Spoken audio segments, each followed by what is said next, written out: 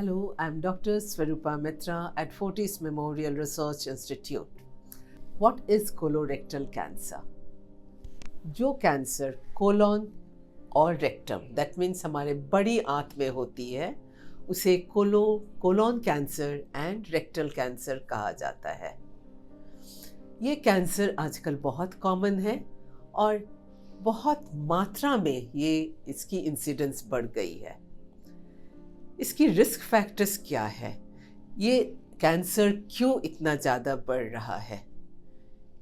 Most important factor इसमें है family history, genetic history और हमारा लाइफस्टाइल।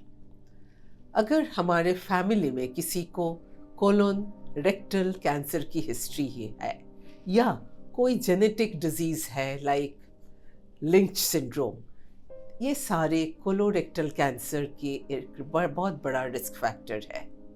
इसके अलावा लाइफस्टाइल इज़ इम्पॉर्टेंट क्योंकि genetic factor and familial history ये हमारे कंट्रोल में नहीं है, इसे हम चेंज नहीं कर सकते हैं, लेकिन lifestyle is within our control. Risk factors related to lifestyle can be changed, can be modified if you want to. So what are these lifestyle factors? Most important is diet. हमारे diet में आजकल roughage fibres कम होता है, इसीलिए हमारे diet में obesity ज़्यादा होती है। हमारा लाइफस्टाइल सेडेंटरी है, so obesity, sedentary lifestyle and food without roughage, high in fat, ये चारों एस्पेक्ट्स हमारे कोलोरेक्टल कैंसर के रिस्क फैक्टर्स को बढ़ाता है।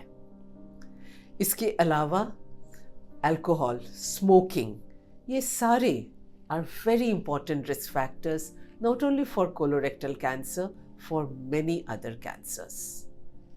The positive thing is that lifestyle हमारे कंट्रोल में है और इसे हम रोक सकते हैं। How do we do this? Lifestyle के लिए हमें first of all exercise needs to be added in our lifestyle. 30 minutes of exercise every day, हर रोज 30 मिनट की एक्सरसाइज अपने आप की लाइफ में आपको जोड़ना पड़ेगा। इसके अलावा डाइट में लीफी ग्रीन वेजिटेबल्स, फ्रूट्स ये लाना ज़रूरी है। Add lot of water, lot of fluid into your diet. इससे ओबेसिटी आपकी कम होगी। Walking is very important.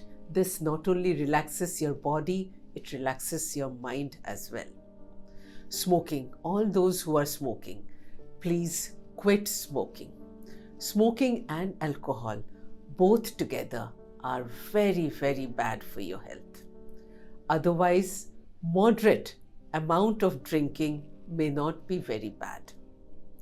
So, अगर आप ये सारी बातें याद रखते हैं तो कोलोरेक्टल कैंसर काफ़ी हद तक हम इससे बच सकते हैं। हमें पता कैसे चलेगा कि कोलोरेक्टल कैंसर किसी को हुआ है?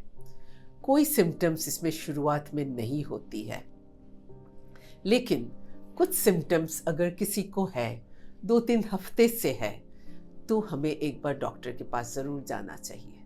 सो व्हाट आर दीज सिम्टम्स?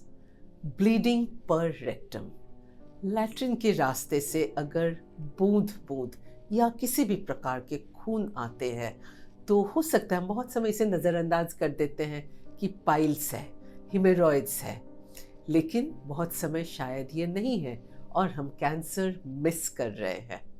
इसीलिए अगर कुछ दिन से ब्लीडिंग हो रही है लैट्रिन के रास्ते से, रेक्टम से, तो एक बार आपको अपने डॉक्टर के पास ज़रूर जाना चाहिए। इसके अलावा अगर पेट में दर्द है, लैट्रिन पास करने में दिक्कत हो रही है, जोर लगाना पड़ रहा है, एब्डोमेन में डिस्टेंशन हो रहा है, वेट आपका घट रहा है, भूख नहीं लग रही है काफ़ी समय से, ये सारी बातें कैंसर के, कोलोरेक्टल कैंसर के लक्षण ज़रूर हो सकते हैं। ये सारी बातें आपको याद रखना चाहिए और अपने चारों तरफ जो भी आपके फ्रेंड्स हैं, फैमिली मेम्बर्स हैं, उनसे आप शेयर कीजिए।